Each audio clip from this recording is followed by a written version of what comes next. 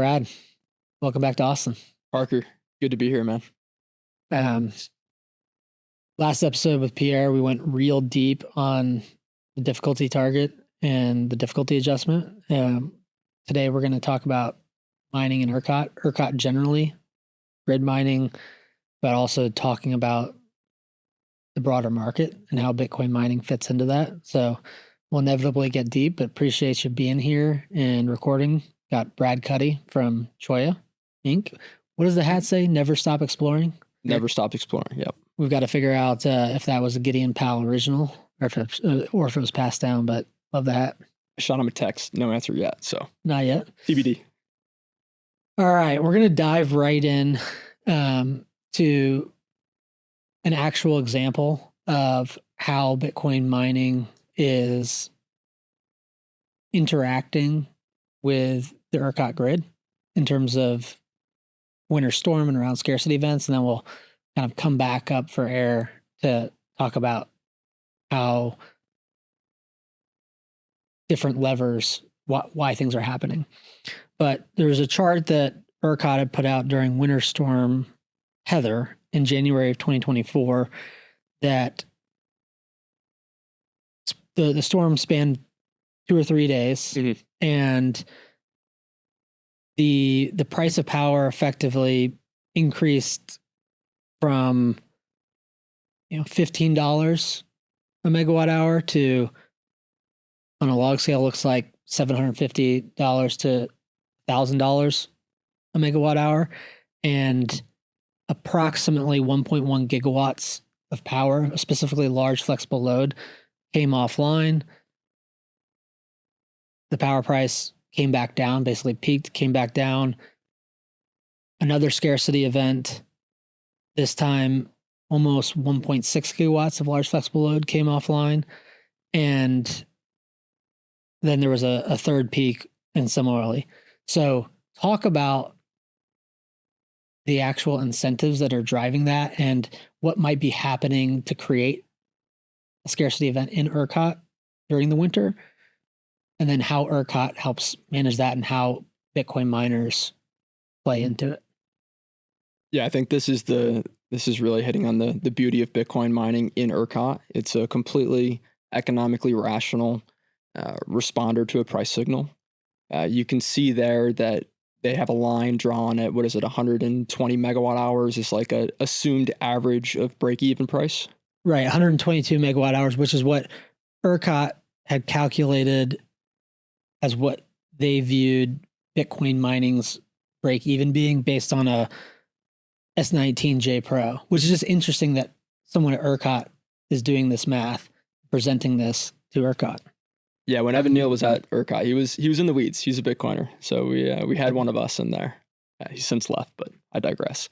So what you can see is that the pink highlights on the graph, those are ERCOT issued conservation appeals. Those are alerts that are coming out via your retailer or your Queasy, or even like to a residential user on your ERCOT app, being like, hey, looks tight. We don't know if we have enough generation to serve the projected load. So if you could, not use as much load, that would be appreciated. So, and this is when in the winter, everyone's running their heaters. Yes. Freezing temperatures, maxing it out. Right. And temperatures are going down. So it's likely at some point overnight, early in the morning. Right. It's likely, overnight, early in the morning. We have that in the winter time. It'll peak in the morning time. Sometimes you'll get an evening peak too, but the load curves look completely different on winter versus summer.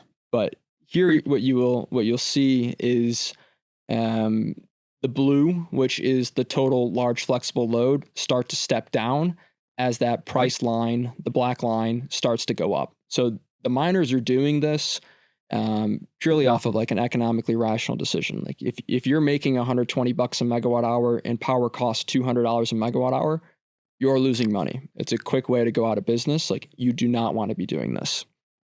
There's a potential to have some layered on hedges or like be committed to an ancillary service, so you have to keep your load on. Like, don't want to get too nuanced here, but the Bitcoin miners are responding to the price. The price is a signal of generation scarcity.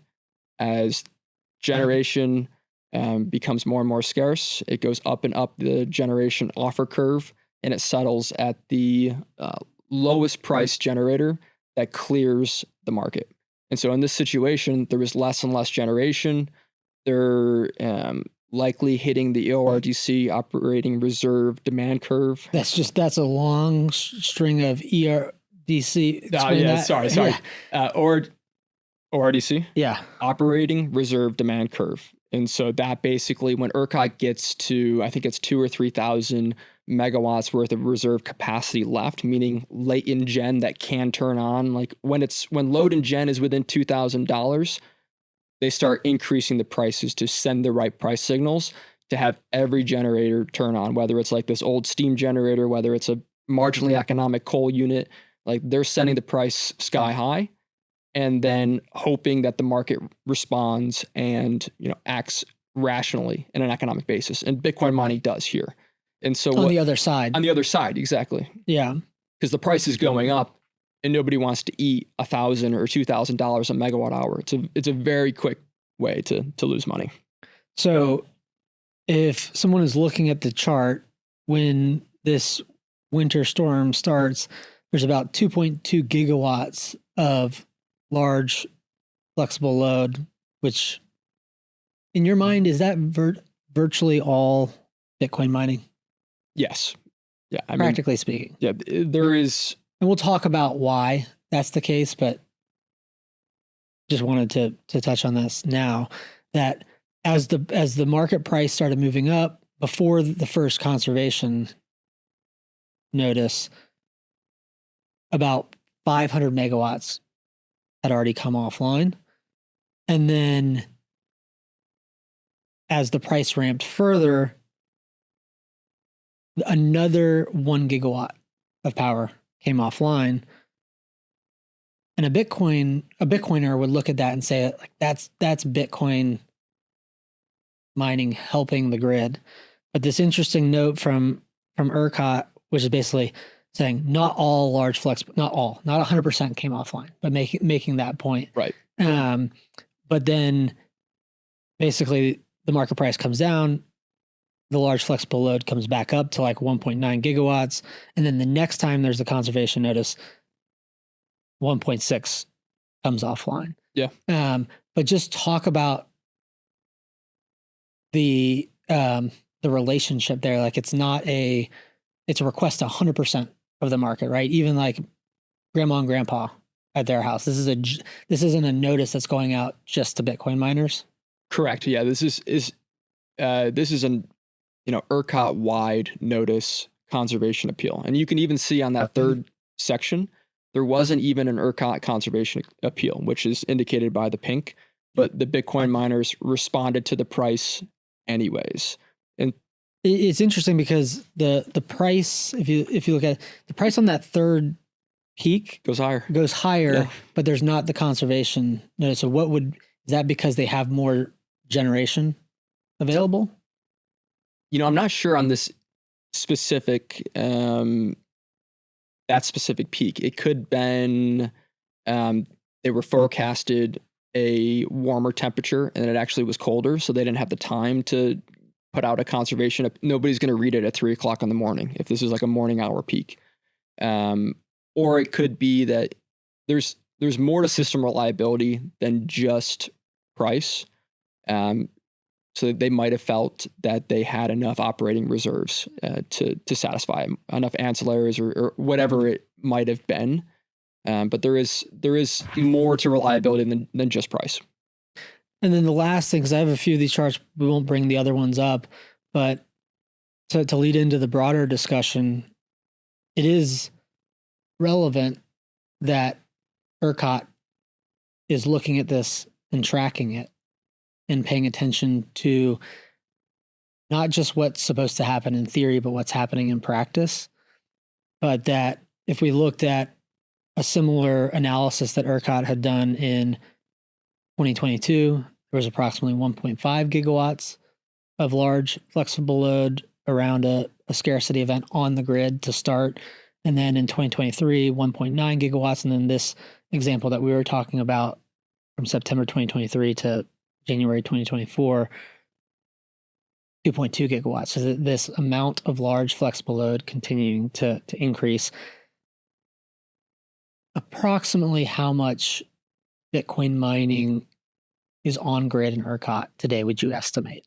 I think the LFL, large flexible load estimation, is right around 3.5 gigawatts. LFL's, the classification, is greater than 75 megawatts.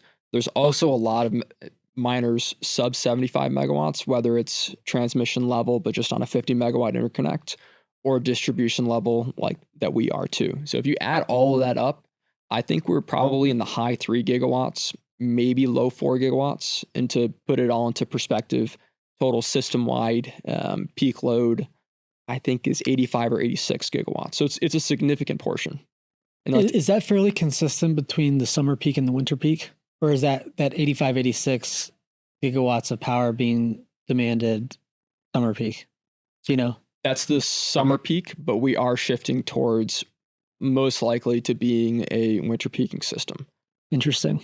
And then, so to transition this into a more general conversation,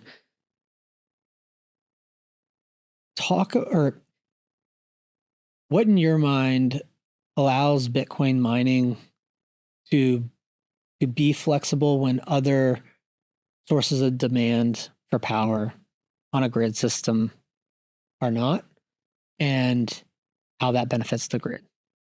Yes, for the first part, every other industrial electrified process on the grid has electricity plus some process equals some widget or output, steel, aluminum, whatever it is, sold for dollars. So there's because of the added complexity, the added workload, people, staffing, all like raw materials.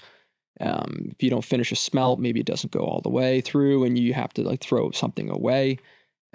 Bitcoin mining, we have no customer, we have no output besides money. We're directly transferring electrons into money. And because of that, we have the purest, most rational price behavior and response that there is. And how that benefits is what you saw there, right? Price goes up. Bitcoin miners, as an economically rational consumer of electrons, will respond to the price as long as the incentives are aligned. And that's why I think ERCOT is so great, because you can, in the deregulated energy only market, participate in this. And that's why you saw so many miners flock here. And what does it mean for ERCOT to be deregulated, and how does that compare to other grids in the United States? So what's still regulated in ERCOT is the transmission and distribution companies. What is deregulated is the generators, and then the retail side. That's why Texans have retail choice. You can go shop around for your electricity. That's part of the deregulated movement that came in I think the late 90s, early 2000s. So because of that, you have the access to this real-time market and the day-ahead market that ERCOT has created in their energy-only market. And so is it the fact that there's a real-time price that real-time price doesn't necessarily exist in other grids? Because I think, if I'm understanding correctly, the fact that the real-time price exists and it's being communicated to all of the market at any one time, that allows a purely economic actor like a Bitcoin miner, who again doesn't have a widget that they're producing, or a manufacturing plant that's running, or a hospital that has patients, or a grandfather in freezing weather, to respond because they have the price signal. But is there something about ERCOT that has, because I consistently hear the term real-time pricing, does that not exist in the same way in other grids that makes ERCOT somewhat unique? And I'm not an expert on KISO, PJM, all these other grids. I don't know for certain on their real-time pricing, but I also don't know if as a consumer, as a Bitcoin miner, consumer of electrons, if you could have access to that real-time pricing. So I think that's really what ERCOT has different, is like the ability as a Bitcoin miner to access that real-time pricing and respond economically, whether it's to the load zone pricing or whether it's to the node pricing. And then as we've seen the large flexible load increase, so from 2022 at 1.5 gigawatts, September 2023, 1.9 gigawatts, January 2024, 2.2, and now estimating between 3.5 to 4. How does scale factor in to not the Bitcoin mining operation itself, but the ability to have more power come offline at points where there is scarcity relative to generation coming online? Right. Like, I mean, naturally, as the amount of Bitcoin mining load increases on the system, it gives you more flexibility. 4 gigawatts of load that is able to turn off on a price signal is a massive boon to the system operator. What they don't want is it all turning off at once, and we have a responsibility as Bitcoin miners, as stakeholders in ERCOT, to be good stewards, to like follow ramp rates, to act responsibly and economically rationally. But it's only good, because of how much intermittent generation is coming to ERCOT, whether it's wind, because the wind belt intersects North Dakota to West Texas, and then the solar belt goes from California to West Texas. We have a ton of intermittent generation. For the most part, it was stranded. For a long time, it was stranded. I think over the last 8 years, so pretty much since the inception of Hodl Ranch, when Gideon went out to West Texas, and this isn't just Bitcoin mining, it's some oil and gas load, but the load in West Texas has increased. I think it's at least threefold. Load is demand for power. Load is demand for power instead of generation. The generation was already going to West Texas because that's where the wind and that's where the solar is. Where Bitcoin's a location agnostic consumer of that load.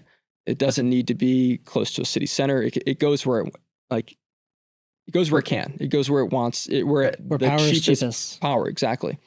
And so if you have all this generation siting out somewhere that doesn't really have that much load, it was a natural incentive created by the market to show that Bitcoin mining, if you can curtail, like if you can respond to price, West Texas is the place to be. And we've seen that over the last 8 years, 3 times the total load has in load zone West, which is a classification of, all the way to like Pecos, Pio, Monahans, Midland. Basically, the entire Permian and Delaware Basin is in load zone West, all the way down to Big Bend, and then over to Abilene, I believe. And so to have the frame of reference, you mentioned that at peak, like peak, mm-hmm. demand might be 85 gigawatts of power. Yeah.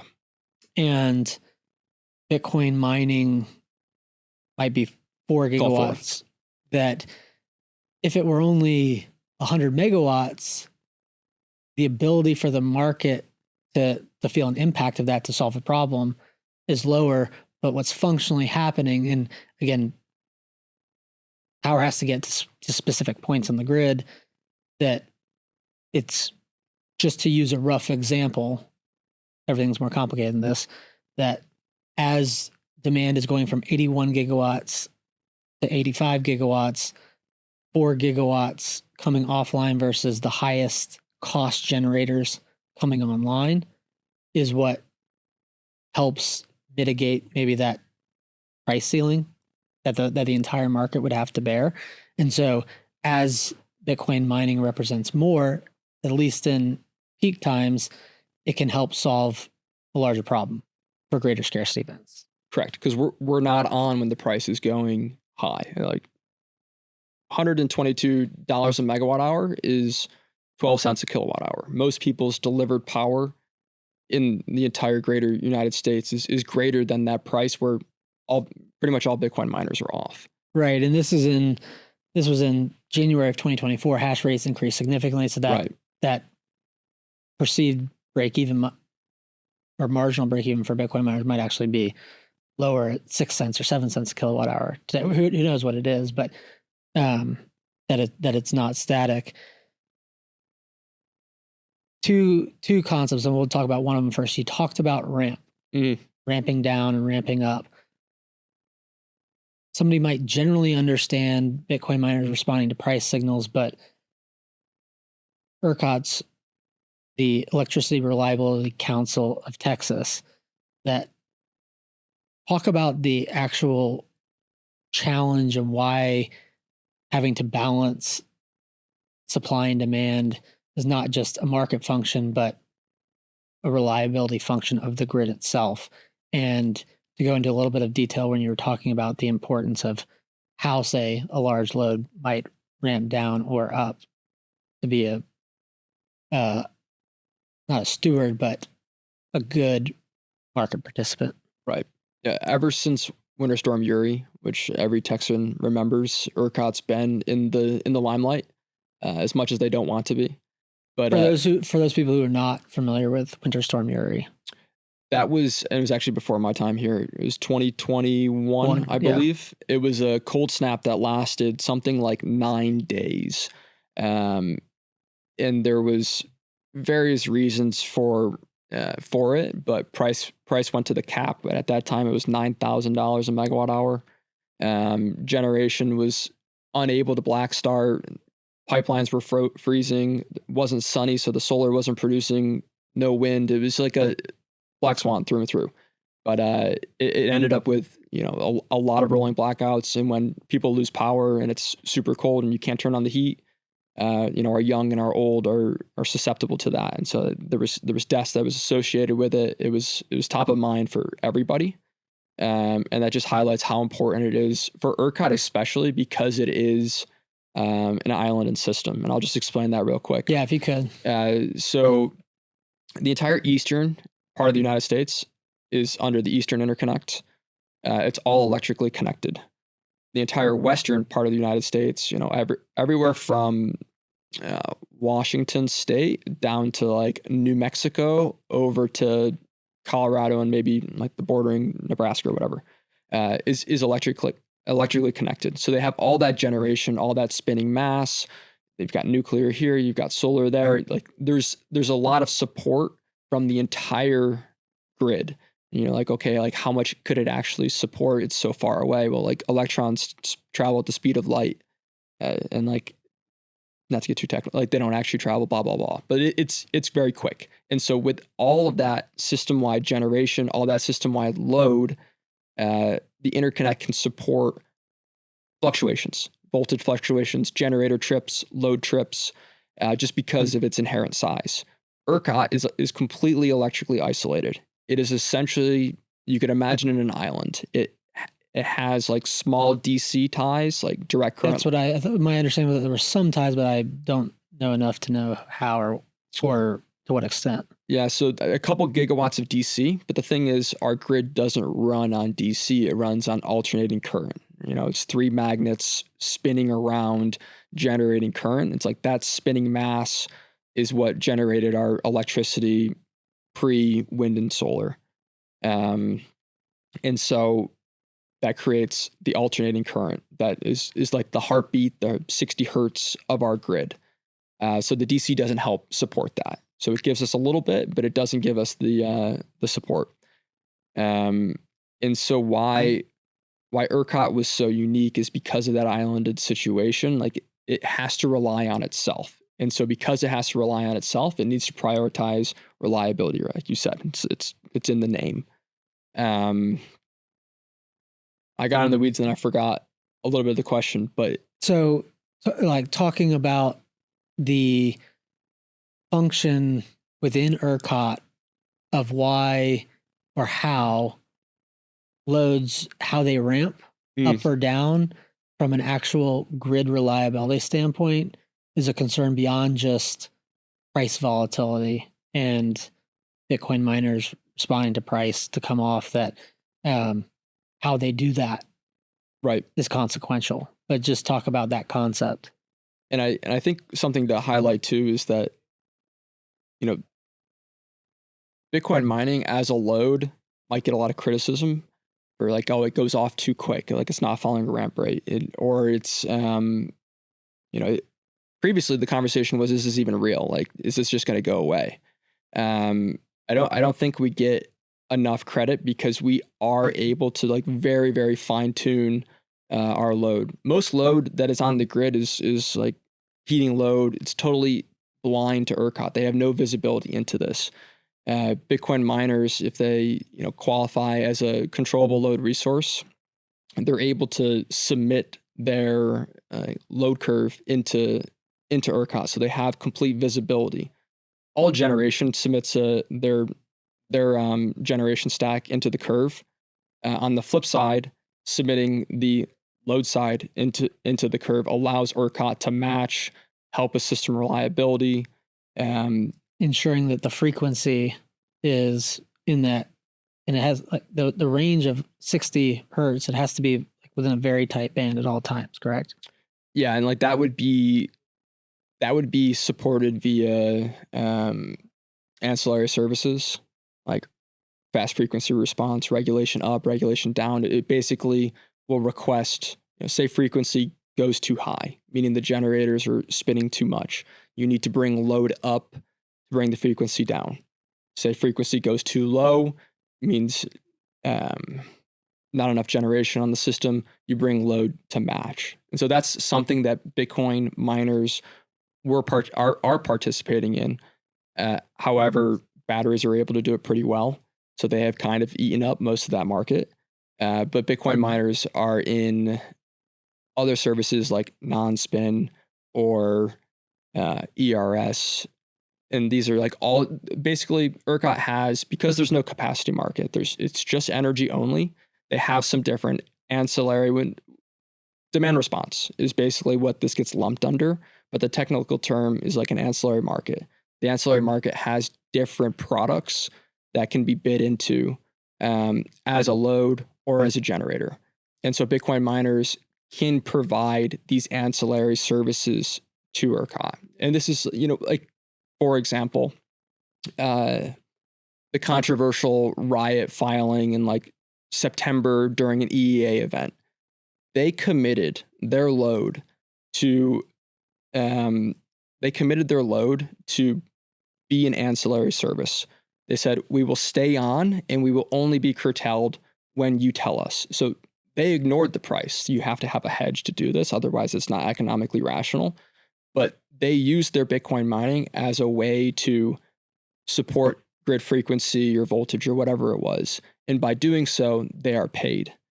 The thing is, like the bucket of ancillary services it's on a bid basis. They clear as the lowest bid. And so if Riot was called as that ancillary service, that means that they were one of the lower bids.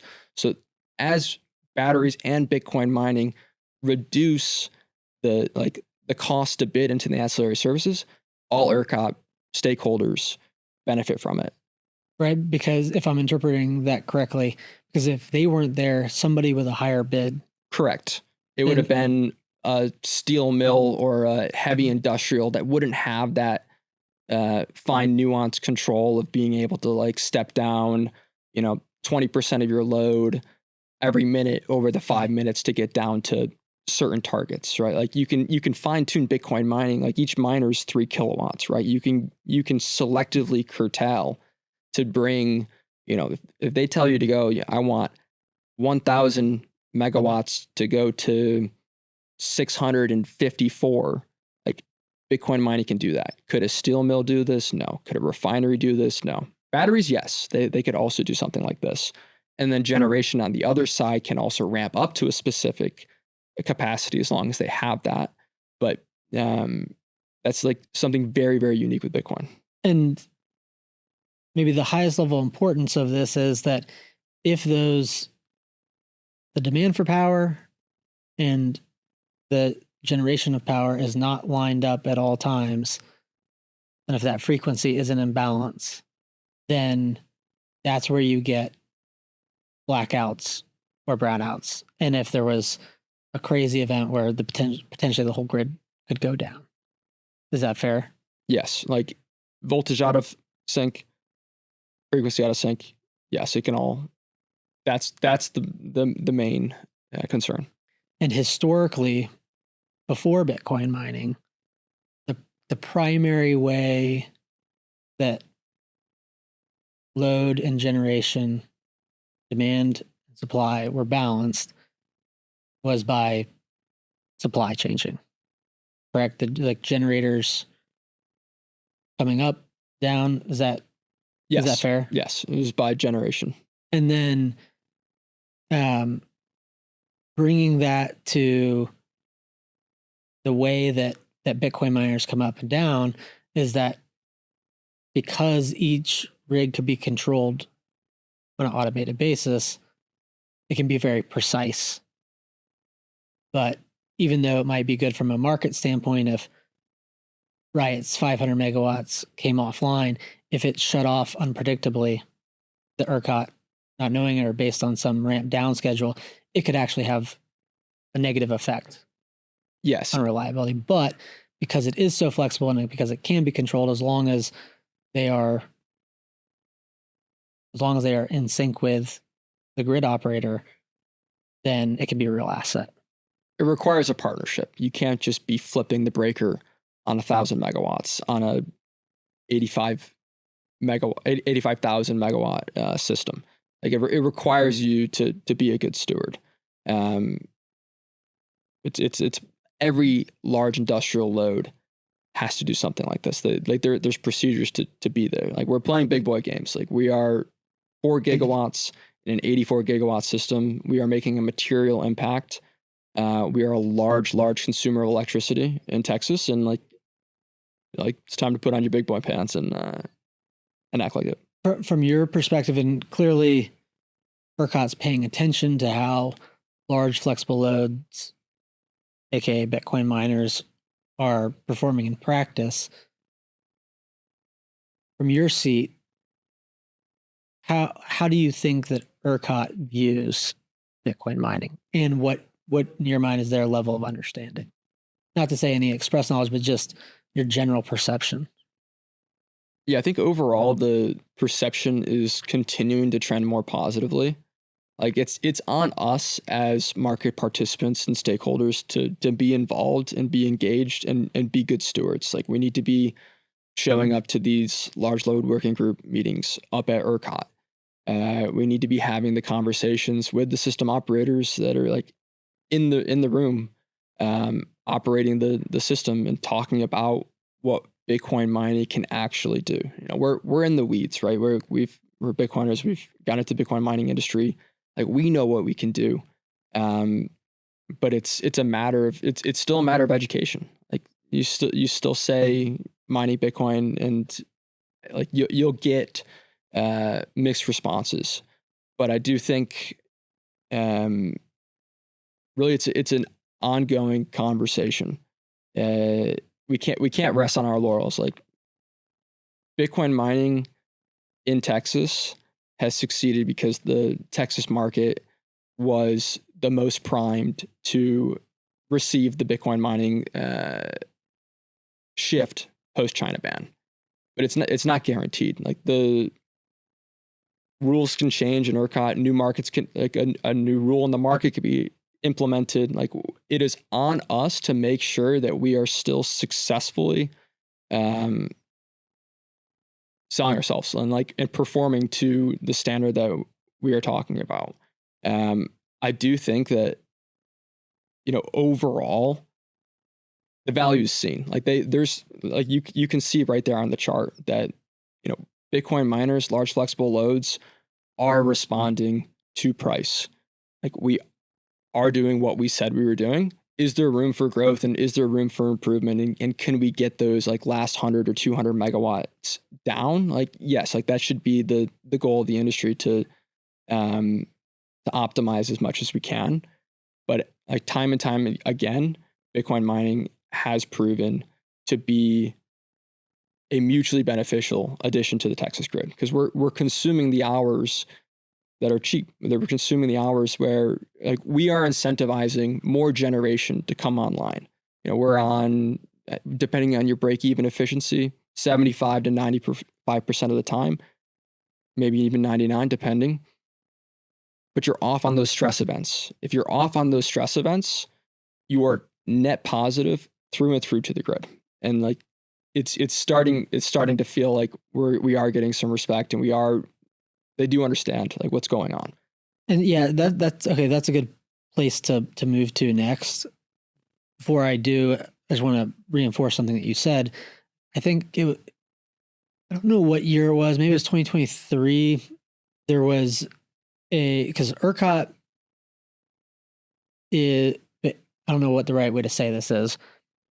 ERCOT is regulated by the PUC, the Public Utility Commission, and then the PUC answers to the state legislature. So ultimately, state legislature regulates both the PUC and ERCOT. And there was a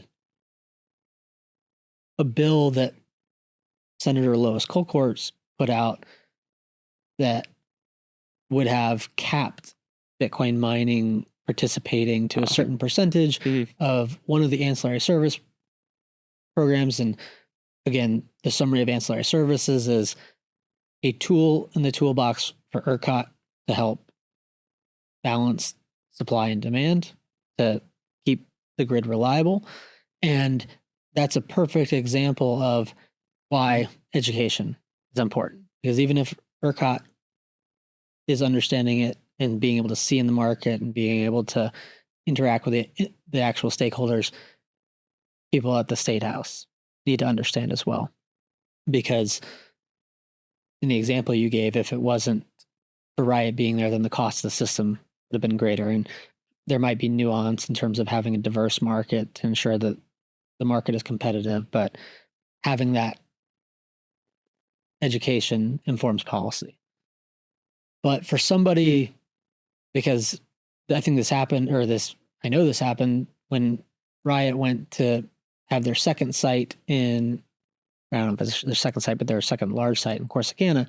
There were a group of concerned citizens who, if they do not understand Bitcoin, look at 4 gigawatts of power coming online, consuming power for a reason that they think is waste, or they think is waste they do not understand. Go into greater detail about how 4 gigawatts of power could come online, and somebody might be able to conceptualize why coming offline at those peaks might save at the peak. But the general dynamic of why or why not, without new generation coming online, how it doesn't increase the cost of power overall, or maybe it does. You just talk about that dynamic of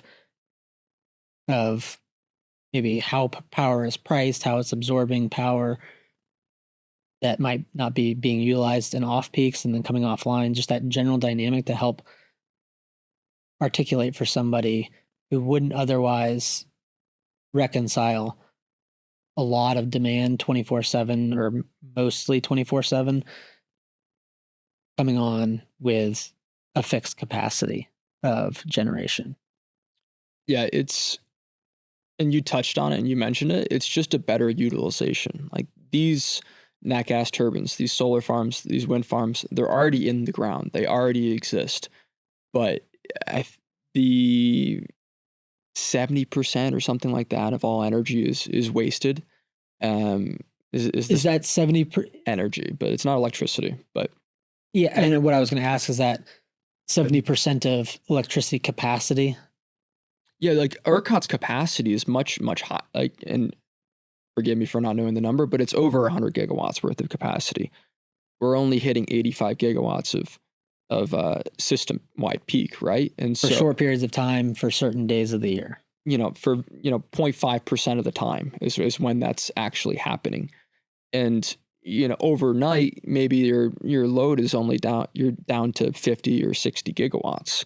or even lower. And so basically what Bitcoin does is it increases the floor. It monetizes those hours that you wouldn't be running that generation otherwise, making the generation more economic, but the price that the generator bids in on the curve it stays the same. And so as long as, coming back to that price responsiveness, if price is going too high, Bitcoin goes off, and then the load disappears, and it's not increasing anybody's prices, because it actually, like the studies that have been done around cost of increase of power for residential customers it's largely around the distribution cost, transmission distribution cost.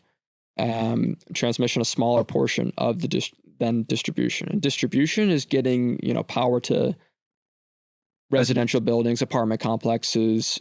It's the wires that you see, not the massive overhead wires. It's the smaller stuff.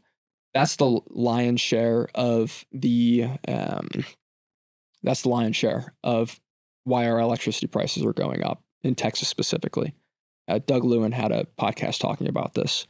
It's not the actual input of electricity costs. There's times where there's pricing on the grid in West Texas where it's negative $30 a megawatt hour, but the residential consumer doesn't see that benefit because they're still getting hit with distribution charges and transmission charges and like a fixed price. Like the incentives need to be aligned, and they're working on that for retailers. But having these large loads like the 1 gigawatt in Corsicana, it's only increasing utilization and the economic output of a generator. And that if that generator is economically it's producing electrons, it's paying its tax revenue, somebody's buying, it's creating jobs, it's creating better utilization of the assets we already have on the grid, and then also incentivizing new generation, because ERCOT's not contracting any generators. Generators are going at risk and responding to price signals on the grid in order to site their generation and in order to build it. They're not guaranteed anything. There's no capacity market. High prices are the signal to generators to go out and build that load. And so as system-wide load, and you can see this massive interconnect queue in ERCOT that they're talking about 150 gigawatts or something like that. Generators are looking at this like, okay, this is AI, this is Bitcoin, largely AI, but some Bitcoin too. We're going to go build generation in anticipation of this. And then the generation bids into the market, and that's how you get your energy price. But the beautiful thing, whether you like solar and wind or not, is that the input cost to wind generation and solar generation is $0 a megawatt hour. It doesn't cost anything for the wind to blow or the sun to shine. The marginal cost. The marginal cost, correct. It ends up having, during the solar hours and during windy hours, very low pricing. So what does that do? It shifts the peaks to when the sun's going down early in the morning during the winter, and that's providing incentive maybe to batteries if the peaks are only 2 hours, 3 hours, or if they're long sustained and we're starting to see high prices in the evening time in Load Zone West. Maybe a nat gas generation wants to go out to West Texas, take some very cheap Waha gas, put a peaker plant in there, and then build out some more generation. But the consumers are not paying for more generation to get built. Generations are going at risk to build this generation based off of the price. And so a way to think about it, was part of what you mentioned, is if the total capacity of generation is 100 gigawatts in ERCOT at any point in time, peak is generally 85 gigawatts. That on a megawatt hour basis, it's 100 gigawatts times 365 days a year. And that if you, I don't know what the precise number is, but if you looked at every hour versus 365 days a year, 100 gigawatts of capacity versus what is actually used, it's probably something like 30%, 30 or 40%, somewhere in there, that if you can absorb more of that asset capacity and have greater utilization, the transmission lines are there, that it increases the profitability, which allows the economics to improve and also flattens the curve, and that's a net benefit. Maybe shift to talk about, because you brought up two things. You brought up AI and batteries. Let's talk about both of those, but first, Bitcoin demand for power and its characteristics relative to something like an AI load or source of demand for the power. How are those similar and how do those differ, and what would be the considerations for a grid system or grid operator like ERCOT looking at both of those? Yeah, and they're definitely different loads, even though they may seem similar. But what I will say is that Bitcoin mining paved the way for these AI data centers to come to Texas. 700 megawatts at Rockdale and 1 gigawatt at Corsicana, like that is an unheard of level of interconnect. Data centers prior to this AI revolution were maybe high double digits, low 100s of megawatts. So like what? So I'm going to pause that thought, because there was something else that I wanted to talk about that feeds into this, which is we talked about ERCOT being a deregulated energy market, and that what that means is that generation is deregulated, and then the retail market, people actually selling power to commercial loads, homes, that piece is deregulated.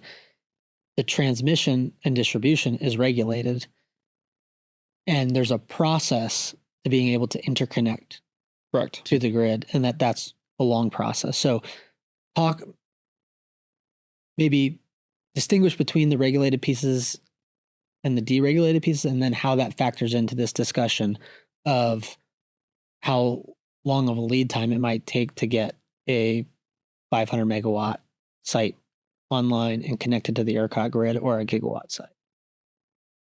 I mean, we'll tie it back to the reliability piece, right? Everything is under the guise of reliability. Like you see this massive load interconnection queue, hundreds plus gigawatts. Encore, AEP, the TDSPs, the transmission distribution service providers, the wires companies, they have to take these interconnect requests and be like, are they real? Like, we've never seen something this big. Like, we've seen a couple Bitcoin mines. Like, this is unheard of demand. And then they have to work with ERCOT to make sure that the system operator, like nothing breaks in their model. And so it's an aggregation of you've got your load, you've got your TDSP, and you have ERCOT all working together to try to fit 150 gigawatts plus into an 85 gigawatt peaking system. And so there's a lot of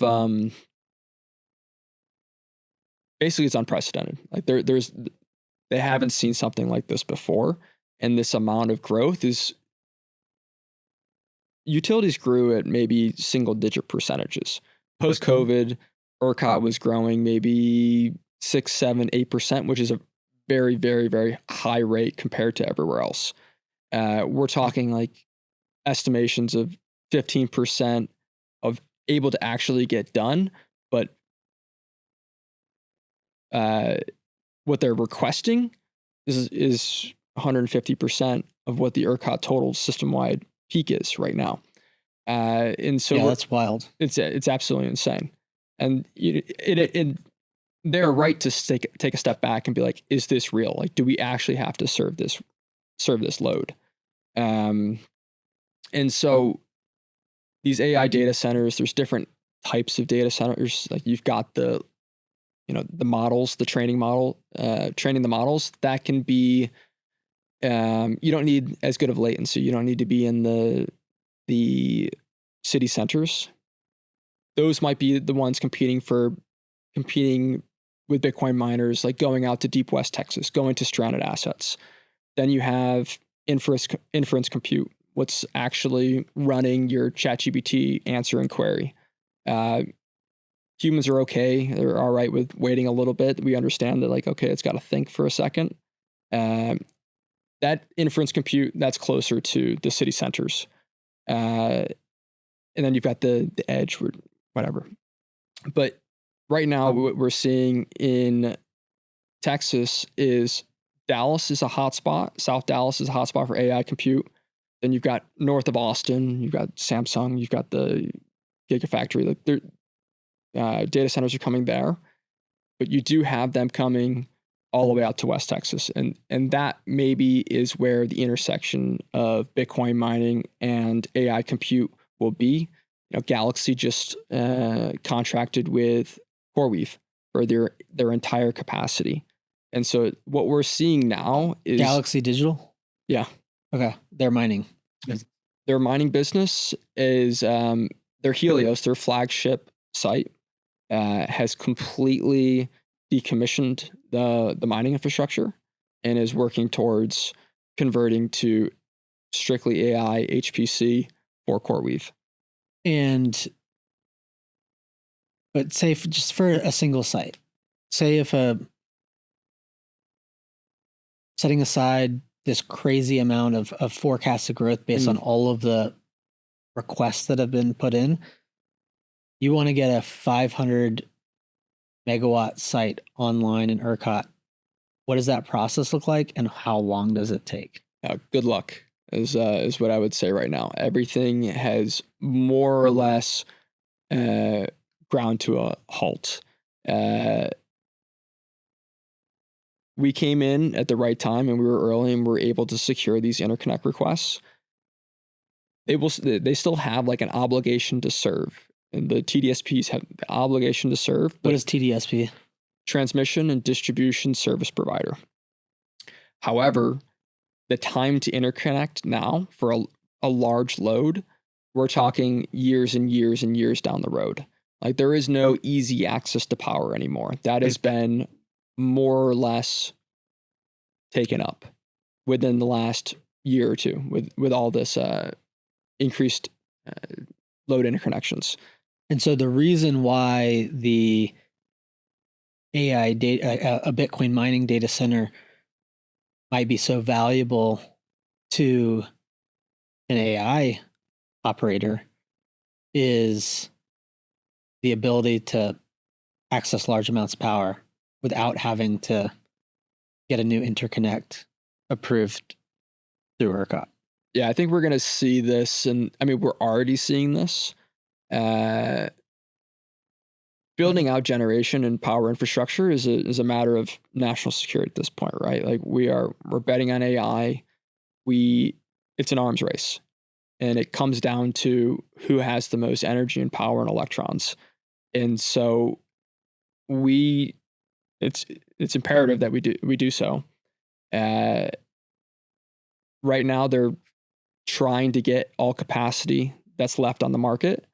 When that capacity dries up, and we're looking at 3-4 year interconnect times, and they have nothing in their pipeline, this is where I would see like the Mag 7, picking off the large interconnects. So, like, Iron's doing this right now. Like, they've become a preferred partner of NVIDIA. They started Bitcoin mining in Childress, West Texas, close to the Panhandle, lots of wind, decent amount of solar. Is it near Lubbock? Childress? Yeah, it's on the way. Okay. It's on the way. Or on the way to Amarillo. Okay. 287 or 187. Anyways, yeah, it's on the way up to like Denver. So it's on that fiber corridor, actually, of Dallas to Denver. And so they're like a great prime example. They're monetizing the electrons with Bitcoin mining to start, and then marketing this to the AI and HPC compute companies and be like, hey, we have this power. If you want it, come and get it. Like, we'll sell you the rack space. Maybe there's going to be like total acquisitions, right? Like I know Riot's right now marketing the rest of their Corsicana site. They got 400 megawatts worth of Bitcoin mining currently energized, 600 megawatts of latent capacity. South Dallas is completely locked up. Corsicana is not that much farther south than Dallas. It's only an hour drive away. Very easily can see the sale of 600 megawatts, whether it's a total acquisition of Riot or it's, them selling that 600 megawatts or them hosting with that rack space. So maybe talk about, or what is the difference in profile in terms of what an AI data center is willing to pay for power versus what a Bitcoin miner might be willing to pay? Yeah. We're talking orders of magnitude different CapEx spend. One GPU's something like $80,000. It's producing flops or something like that. And one GPU is how much? I've heard numbers of $80,000. I'm not in the weeds of this thing, but like they're That's very wild. expensive. So they are incentivized to be running their compute as much as possible. I think their generalized break-even number is 1,000 plus a megawatt hour. Go ahead. You were gonna say something. Yeah. So a Bitcoin miner, an ASIC, is between 4,000 and 5,000 pricing wise. Yeah. Yeah, you can even get some cheap used ones, but your price for the ASIC probably $500 to $5,000, and then your break even is $70 per megawatt hour to $150 a megawatt hour currently. Okay, I'm trying to just think about some of the unit economics. So that's don't use my 80K. No, I'm not going to use your 80K, but like let's say 50K. Yeah, to maybe be conservative. How much power does on a relative basis, does a Bitcoin ASIC draw versus a AI GPU? ASICs, air-cooled ASICs, we're looking at low 3Ks, hydro, it's all up to 10K kW. Okay. And then immersion somewhere in between like 5,000 or 6,000. I know that right now the GPUs, so they're making it up as it goes, by the way. Like what Bitcoin mining went through in like S9s to S17s to S19s, like this really quick iteration and burn and churn is happening right now with NVIDIA. Like the racks for cloud compute, like your compute that ran your Netflix, that runs your Google query, like your traditional internet infrastructure was like 10 or 20 kilowatts per rack. And a rack is like a 48 unit. It's a little taller than a person. It's like 7 feet tall, maybe. 10 to 20 kW. They are now talking about trying to work towards 1 megawatt a rack. Like the density is getting absolutely insane. They used to use like rear door heat exchangers. Now they're going strictly direct to chip hydro. But contextualize that relative to Bitcoin. Like, to Bitcoin, the same rack, and we were breaking barriers. Like 200 kW a rack is what you can put in with Bitcoin mining ASICs, with like the WhatsMiner Hydro or the Ardine Hydro or the Canaan or Bitdeer. Those 2U hydro units that you see, they consume 10 kW, and you can put about 200 kW inside of a rack. And so I don't think H100s are, and that's like a common GPU that NVIDIA makes. I don't think H100s are to that 200 kW yet. I don't know if they've commercialized 200 kW, but they're talking about in the future of having 400, 600 kW racks, and like they're going for as dense as possible.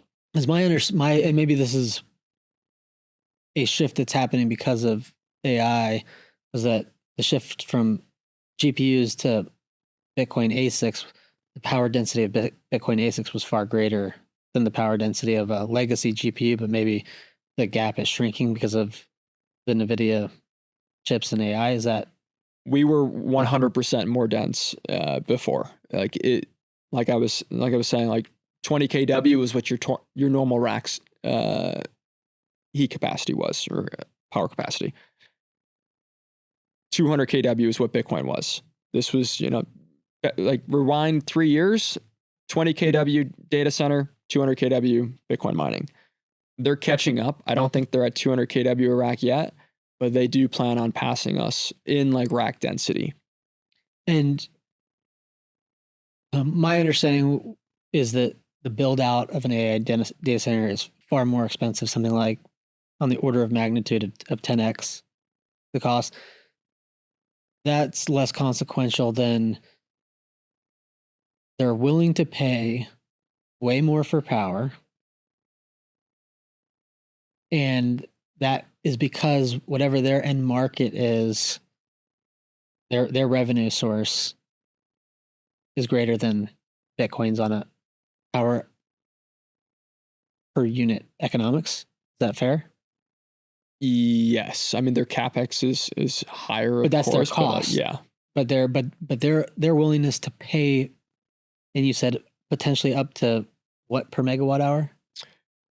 Figures I'm hearing somewhere in like the mid $1,000 a megawatt hour versus Bitcoin mining effectively being break even somewhere between $70 a megawatt hour and 150. Yeah. What, as we were talking at the beginning of this episode about real world examples where in total, in terms of all the Bitcoin mining that is in ERCOT going from 1.5 gigawatts to 1.9 to 2.2 to somewhere around 4 gigawatts today, and that flexibility of the load being a value to the system,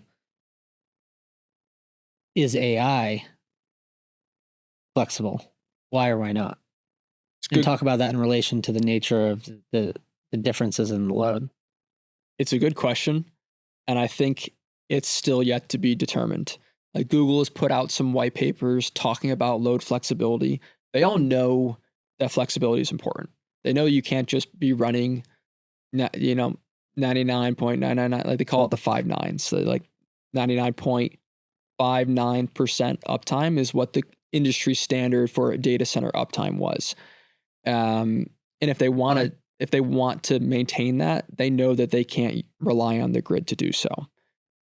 Where we're at, because there's an insatiable demand for power, there's the opportunity, for ERCOT to engage with these engage these hyperscalers in this conversation. Like, we need some flexibility. Like, how can you build systems to do so? And because the GPUs are so expensive, and because the CapEx spend of these data centers is so expensive, they're able to add in UPS systems. Like, what's a UPS system? Uninterruptible power supply. They can even put in grid scale batteries. You can put in e-statcoms, which helps with like voltage issues. Because their CapEx spend is so high, they can add reliability. You're effectively saying backup generation. Well, and then I was gonna get there. And then they also have diesel backup generation too. So like they have all of these different tools that could be used to help reliability. You could switch over onto your battery in like a grid scarcity event, right? They're consuming just like us for most of the time. Price goes high, EA event, something like that. Bitcoin miners are just turning off. Fine, whatever. We just don't need to sell our compute into the Bitcoin market. Data centers could switch over to their UPS, slowly ramp down what the grid sees. They could then kick on their backup generation and then get them to like a checkpoint or to where they need to be on, say, their training model, or reduce load to a certain extent. Like there are tools and ways to make all of this AI growth in Texas not an issue on a reliability standard, and that's what we're trying to do at Cholla. Where I'm getting to is that a AI data center, right? And everyone throws around the term AI, and it could be ChatGPT, someone Midjourney. The end market is people typing in requests to Grok ChatGPT, Midjourney, and operations are happening at a data center and then pushed back out, that might not be as complex or sensitive as an operation as a foundry working on ASICs or a smelter or a hospital, but it is still a source of demand that is more complex. And if they were just to go down, then the thing that's actually paying the $1,000 a megawatt hour for power, that it would be interrupting. And so it's not so much a complex energy problem as it is a service delivery problem. Whereas in Bitcoin miners, when they shut down, the Bitcoin network works perfectly well, right? Because everyone is providing power to one aggregated source of demand, versus on the AI side, it is customers paying for a service. And if you typed into the Grok and you were paying for the service and you didn't get a response back because the service was down because Texas was having a scarcity event, then you're not going to be willing to pay $1,000 a megawatt hour plus as the end customer. So it might be possible in the future, but it doesn't seem like the AI data centers are getting near the concern trolling that Bitcoin miners do or were. And it might actually cause a problem if all of this, because I can understand economically why, if there's 4 gigawatts of power in Texas that's being consumed by large flexible loads, and maybe not all 4 gigawatts large flexible loads that are above 75 megawatts, but say 3.5 gigawatts are, if if AI data centers are willing to pay 10x for the power, then the economically rational response to that is to sell your site or lease your site, however you do it, transfer it to an AI data center. But then the benefit of having 3.5 gigawatts to 4 gigawatts of large flexible load that can be hyper responsive to scarcity events in a very direct way goes away. So is that part of the discussion that people are having out there in the market? Or is it largely not, because the power brokers that be are Amazon, Microsoft, Google, Twitter, Grok? What's the perception of that? I think we don't know because Abilene, like the Stargate campus, the 1.2 gigawatts, like it's still being built. Like there is data center load in Texas, but that's traditional data center load. This new AI compute, it's not here in any sizable way. But you're completely right. Like Bitcoin mining, completely pure economic signal. Like we will respond to the price signal. AI's price signal is a lot higher, right? And they have a different, more convoluted equation to like their payback and like service to their customers and like downtime and all this type of stuff. I think the key is that load growth is good for Texas, because load growth means more investment dollars. Like it's trillions and trillions of dollars are going to flow into Texas if Texas gets this right. The key is flexibility. Like ERCOT has a position of power at this point. Like they have the best, most competitive market and grid system. Permissionless, Jen can just connect and then manage. We want the load to be here. We want Bitcoin mining to be here because it's a different load profile and it's going to be at a different place. Bitcoin mining, it can be 2 megawatts. It can be 3 megawatts. Like you don't need scale to be a profitable Bitcoin mining. These AI data centers, they're looking for 500, 600, 700 megawatts plus. Like they have become a whole nother beast in themselves. Like Bitcoin mining actually doesn't need to be that big. And honestly, well, maybe explain that. Why does an AI data center need to be that big?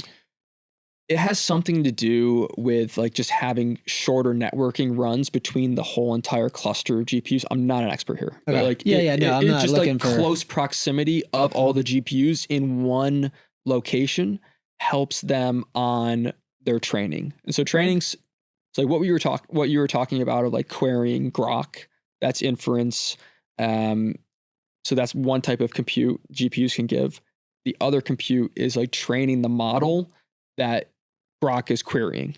And so when you're doing these training runs, you want a lot of GPU and a lot of GPU compute, and you really want it in one location. And that's why people are looking at the Irons, the Galaxies, the Riot, because there's a lot of latent megawatts in one location. There was no other load on the grid that ever requested 600, 800 megawatts, 1,000 megawatts. Like Bitcoin mining paved the way. Yeah, how large was a traditional data center, like a large traditional data center? 120 megawatts.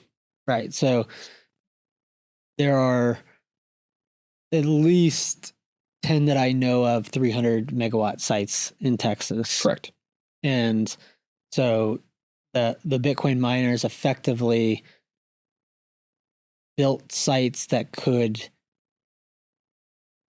offload from the grid large amounts of power in very dense ways. We paved the way. We gave ERCOT a stress test, and going through the procedure of interconnecting 1 gigawatt worth of electrical load. It's compute. Like we're doing a different type of compute. It's a SHA-256 hash instead of a flop or whatever AI compute is, but it's an electrical load on the system. And what we did was pivotal to the future success of ERCOT with AI compute. Yeah, and I mean that makes sense to me in terms of figuring out how large loads of that size and scale, which hadn't existed before, would interact with the grid under a certain set of conditions with a lot of flexibility, and flexibility that was seen in practice now re-entering a world where that it might be in theory but not proven out yet, and that the concerns over the nature of the large loads that Bitcoin received were largely misplaced because of their flexibility.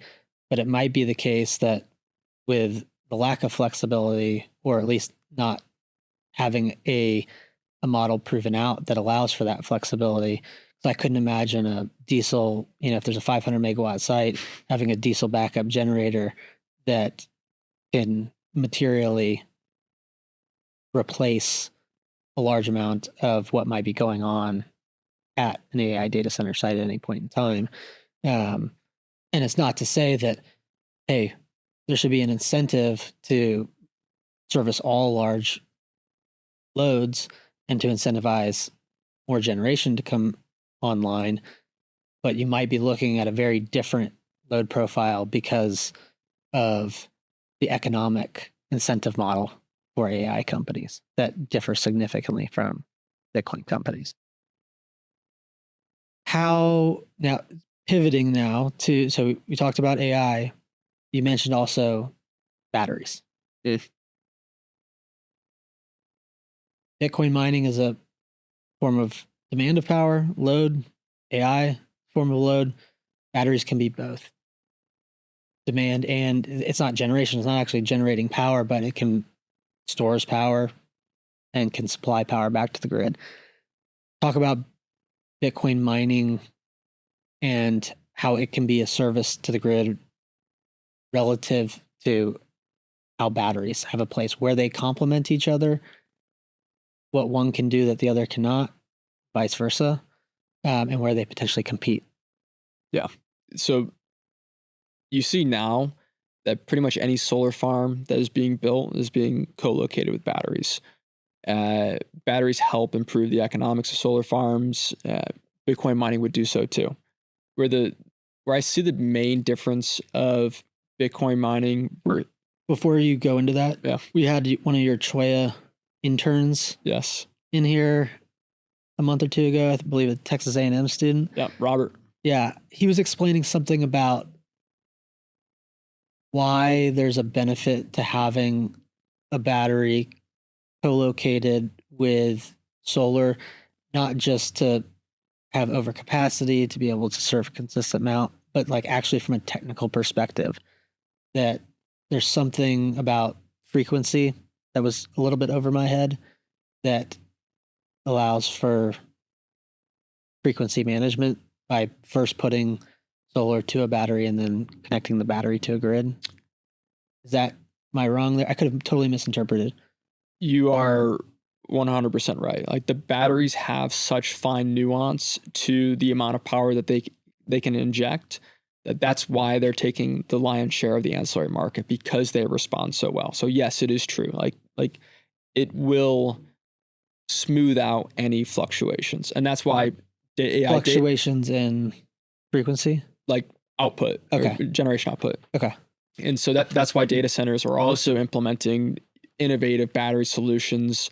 Because, sorry to go back to AI real quick, but like the inference and the compute, it can go up and down. It's Bitcoin mining when we're kind of just flat and going for it. These training models, they can go up, they can go down. Like it could be a mess. Like it would absolutely not be a good thing to subject the grid to like instant on, instant off at large loads of 1.2 gigawatts plus. And so they're using batteries to do that, like basically spoof the grid and say like, hey, we're actually just flat. And so I'm assuming the same thing can be done for solar. I don't know the technicalities behind it, but yes. I believe that's what it was. Yeah. Yeah. So like the grid wants, nice and stable. Bitcoin mining, nice and stable. Battery output, nice and stable. AI inference and compute, not so stable. But back to batteries. The thing about batteries is that they only have they're constrained by like how many hours of charge that they can actually charge. And so a battery might only be able to consume power for 2 hours worth of the day, or I think they might be getting to 4. It can only discharge for 4. So it's got 8 hours of total like in and out capacity. Bitcoin mining is 24/7, right? Like we can consume the entire day. If prices, say it's on a shoulder month and it's super windy, super sunny, and prices are $0 the entire day, the battery will have been charged and like stay at the same state of charge the entire time. They'll probably, in this case, bid into the ancillary market, and like provide those like frequency support services. Whereas Bitcoin, if it's $0 the entire day, we're going to be blasting like full on monetizing those electrons. And so I think they're both flexible. I would say batteries are better at like very, very nuanced. It's electronics, right? Like you can set the voltage or set the output to like a very nuanced degree. Bitcoin mining also flexible, maybe not as nuanced, but the benefit that Bitcoin brings is that you can oversize it considerably and you can run it for a larger amount of time. And explain, I didn't fully grok what you were saying about the charging, the amount of time. Like what is a large battery? How large is a large battery, first off? Battery installations nowadays are, I think, a couple hundred megawatts. Okay. There's 15 gigawatts, so 15,000 megawatts worth of batteries in ERCOT right now. Wait, repeat that amount. 15,000 megawatts or 15 gigawatts of batteries in ERCOT. How much would that have been 5 years ago? Order of magnitude 0. Okay. Pretty much, effectively 0. They've come on super strong in the last couple of years. And so take a 100 megawatt battery. Yep. Is that actually like one just massive battery, or is it a site that has? It's a series of batteries. And so like a 100 megawatt battery has 100 megawatt hours. So it's megawatts, like being able to deliver to the grid. And then there's like total capacity. So like maybe it can only inject 100 megawatts at a time, but it can hold 200 megawatts. So it's a 100 megawatt 2-hour battery. Okay. I think I follow that. So if it's got 200 megawatts of capacity. It can take 100 megawatt charge at any point in time, but then there's a certain number of hours that a 200 megawatt battery could supply, say, 20 megawatts of power.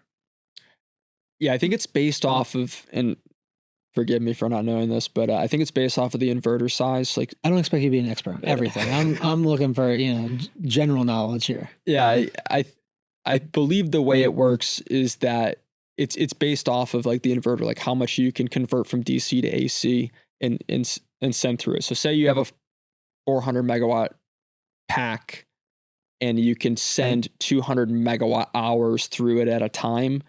That's a 200 megawatt 2-hour battery. Got it. And then once it was depleted, it needed to be recharged before it could and it can supply power. Only maximally charge 200 megawatts at a time. They could probably go less than that if they wanted to spread it out and provide more even charge, but it can only take 400 megawatts total, 200 megawatts an hour. Whereas if you have a 200 megawatt Bitcoin mine, you're consuming 200 megawatts for 24 hours, significantly more. The utilization of the entire grid is much better on a Bitcoin mine than just exclusively a battery. And then if you have batteries distributed, it's basically got stored power that can provide incremental supply to the grid at a point in time. So talk about that. So you talked about one circumstance where a battery could, in a much more fine-tuned balance, not necessarily the grid, but some other demand for power.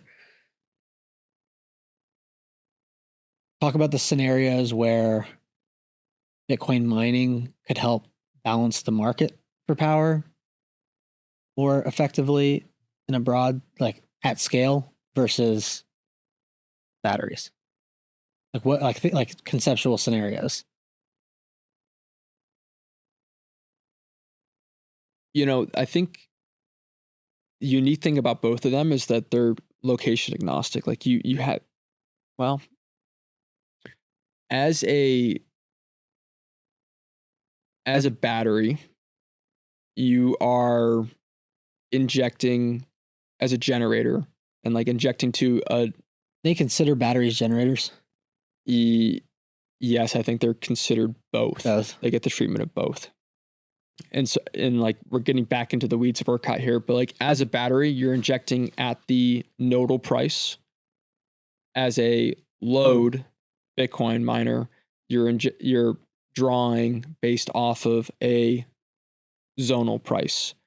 And so actually the thing that works to the battery's favor here is that the node's a better signal, right? If you aggregate all the nodes together, you get the zone. The zone could have how many zones are there in ERCOT? There's west, north, south, and Houston. Okay, 4. And those are the deregulated zones. Like within those zones, like you have the co-ops and the municipalities that aren't deregulated. I said co-ops. Well, anyways, you have those 4 zones, and so I'll talk about load zone west is where we're located, and I know best. And maybe there's many nodes in a zone. Yes. Just for some context, even though different zones probably have different number of nodes, how many nodes per zone? Ooh, I believe each generator will create a node. So load zone west, for example, I'm pretty sure there's got to be 50 to 100 nodes, and the nodes themselves will have a price point, and then the aggregation of those nodes will create your zonal price that your load responds to. Okay, because before you had made some comparison between nodal pricing and zone pricing. Now reconnect that to the idea of batteries, how they might benefit from one or the other. Sure. Like for example, deep West Texas, talking like Pecos, Fort Stockton area. a generator could trip, or it might not be windy. And so that deep west node will get blown out. It'll go to $500 a megawatt hour.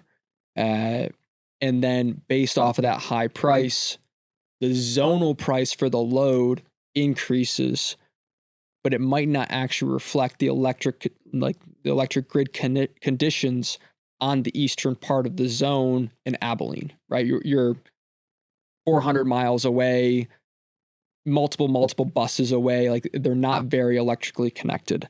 And so where batteries are nice in this situation is that they operate on the node. And so by operating on the node, you get a clearer price signal. But to be fair, or to circle around, Bitcoin mining loads can operate on nodes too to get better price signals. It just requires qualification to become a controllable load resource. This controllable load resource allows you to operate based off of nodal conditions once you qualify with ERCOT's conditions. And then at that point, like, Bitcoin mining truly is like an apex predator for responding to grid conditions, because you have your node that you're on, your most electrically close node.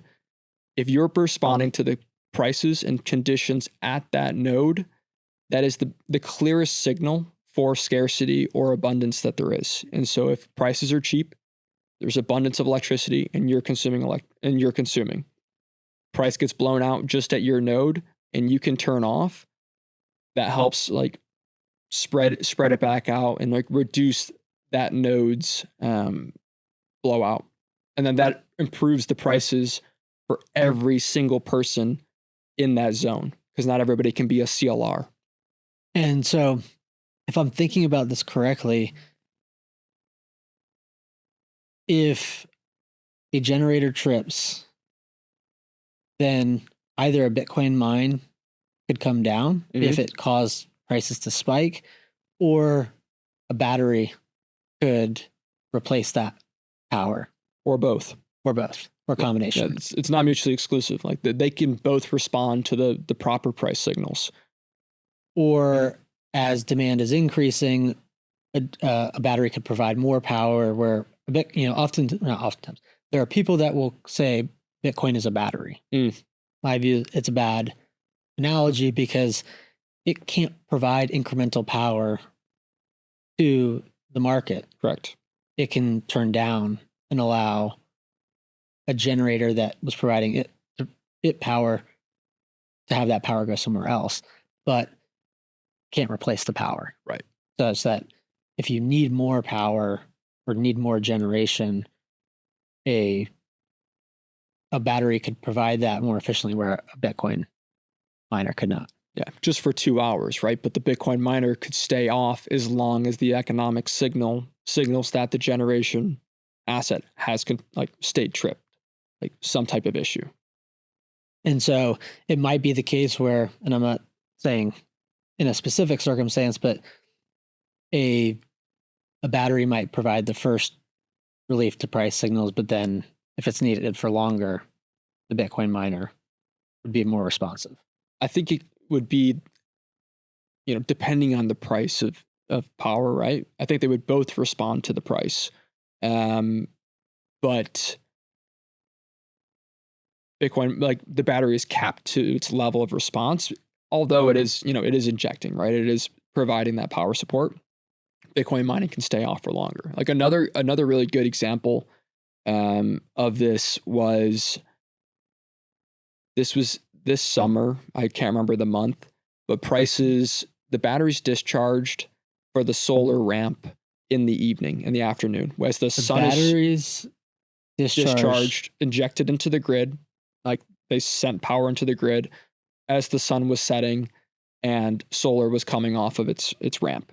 And so for those 2 hours, 3 hours, batteries were injecting, prices were maybe $120, $150 a megawatt hour, 300, whatever it was. Overnight, it wasn't windy. And so prices stayed in that maybe $80 to $100 a megawatt hour range. Which is significantly elevated versus where... Which is elevated comparatively, yeah. And then in the morning, there was another peak. Like there was a morning peak of demand. The batteries had not charged because of that $80 to $100 price range. And as it peaked to maybe $200 a megawatt hour, the batteries were sitting there like twiddling their thumbs like, oh, we're out of capacity. There's no discharge. Whereas Bitcoin mining, right, you're off at that solar shoulder. And then as long as your break even is like you got some newer efficiency machines at 120, you're soaking up all that electricity at night. And then when that peak goes to $200, Bitcoin responded. And so we have that ability to always respond. Batteries have to worry about their state of charge, and it's more of a guessing game. It's less guaranteed.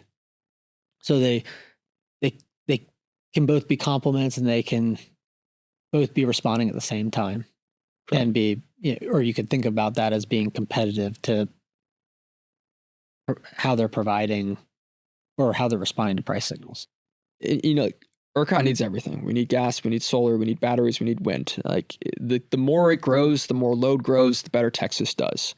Batteries provide things like voltage ride through support that electrical loads can't do. Like it's all going to work together, and because we're in an islanded system, a variety is key. And you mentioned batteries increasingly being co-located with solar. Are most batteries co-located with some form of generation, or do they typically? I mean, you want to put it next to intermittent generation, right? Because if your gen stack is built if you have a 1 gigawatt interconnect and you size your nat gas generation to 1 gigawatt, like you couldn't inject any more than that 1 gigawatt. So it wouldn't really make sense to charge your battery if you're just using a gas peaker plant. Where it does make sense is that you're generating your 1 gigawatt solar plant. You put 1 gigawatts of batteries. You charge during your, did I say solar or wind? Solar.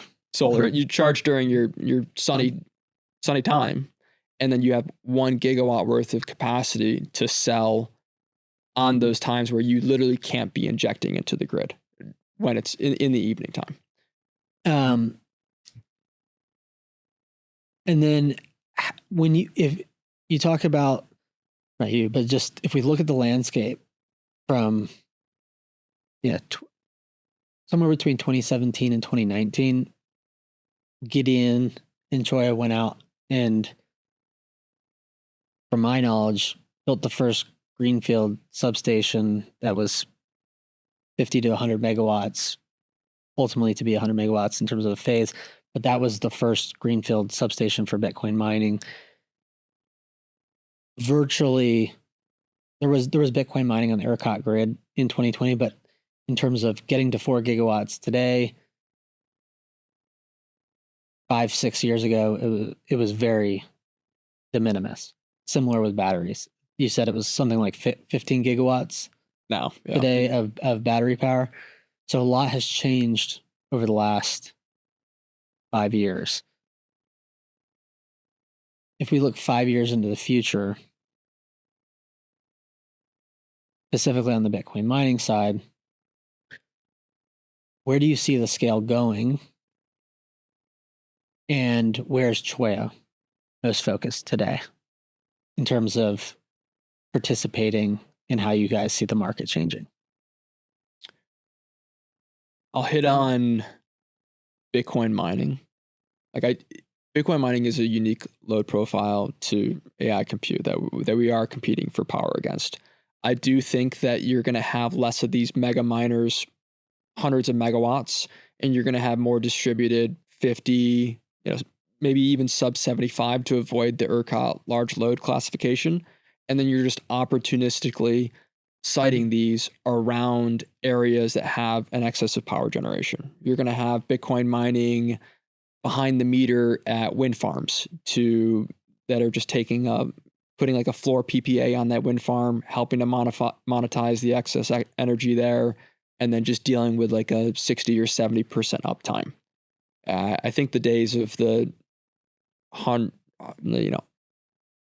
1 gigawatt Bitcoin mining ventures, or at least in Texas, are probably over. We just can't command that premium. Like, you could take a 1 gigawatt interconnect and sell it to a hyperscaler.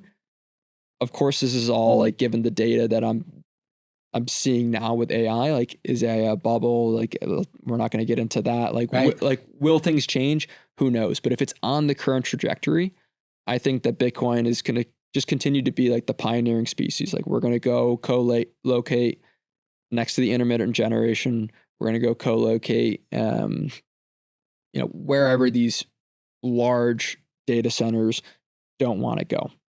And then how Cholla wants to position itself, like you were saying, Gideon saw this flexible load, like monetization back in 2017, 2018, and built that spec built HODL 1 substation in Pyote. And then just everything that happened the last 8 years was a confirmation of like what he was talking about. Like, you have the mecca of energy in West Texas. You've got oil and gas, the most prolific field in the world. You've got wind and you've got solar. You probably have geothermal too, but like, it hasn't really been commercialized, but you have so much energy right there. And like, if you can respond to the prices, which was the thesis with Bitcoin mining, you can capitalize on it. Load Zone West, where Gideon first built that substation and sold that project, was the start of the West Load Zone tripling in size over the last 8 years. Like, I'll say it right here, like, he started that. Yeah. Of course, there's some oil and gas load in there too, but we're also an oil and gas company, so we'll put our hat into that too. Where Cholla sees opportunity, like what I do at Cholla is run our innovation lab, where we take low serial number units and test it out. We'll take on the technology risk. And so with all of these AI data centers coming onto the grid, like, are we going to go, like, is off grid the solution? Like, and is it the traditional off grid? Is it like flared gas mining? Is it putting nat gas, turbines on a pipeline and creating your own energy? Or is it some combination of solar, batteries, and gas? Because solar and batteries, the cost curves are just continuing to go down. They're being built as consumer electronics. Like, we all know, technology stacks and electronics, price trends down over time, and they're just going to become more and more competitive. So we can imagine a world where you could have massive off-grid solar battery farms powering Bitcoin mining. Will it be Bitcoin mining at first? No, of course not. Like, it's going to be AI compute first, because they're generating a higher dollar per megawatt hour basis, so the unit economics work better for them. Where Cholla is participating right now is like, we've got expertise in the oil and gas side, the land side, and the electrical side, and are trying to speed things up in ERCOT. Like, I talked about it earlier, like, we see it as a matter of national security in order to have as much AI compute in the United States as possible. And the more that comes to Texas, the more it benefits Texas stakeholders. So our focus is accelerate that in any way possible. Gideon was super involved at the legislative last year, lobbying for flexible load and using Bitcoin as an example to basically troll these AI companies like, hey, we can do this. Y'all should figure it out too, because we've got 4 gigawatts and we're turning off and like sending that power back to families and homes. Y'all can't tell us that you're too important to not do so. And so, long way to say, like, we're involved in all things energy, power, and just excited for the future of Texas and how much it's going to grow and how much it's going to benefit all of us. Well, when you mentioned that you guys view more AI demand as a matter of national security, I was going to say, are you talking about Texas, or are you talking about the United States? And then is more Bitcoin mining on that same par? Why? And this is the last question to wrap up, and then also want you to share where people can find you if they're interested in what you're doing in the innovation lab or outside that, where they can find Brad Cuddy. Of course, it's good to have AI compute in the Republic of Texas, but overarchingly, in the United States, having this compute and owning this compute is important. As like we are obviously competing against China, state-owned utilities, state-owned generation. They can just build transmission. They can just build generation as much as they want. They can put old chips on and run these models. Like it is their model versus us.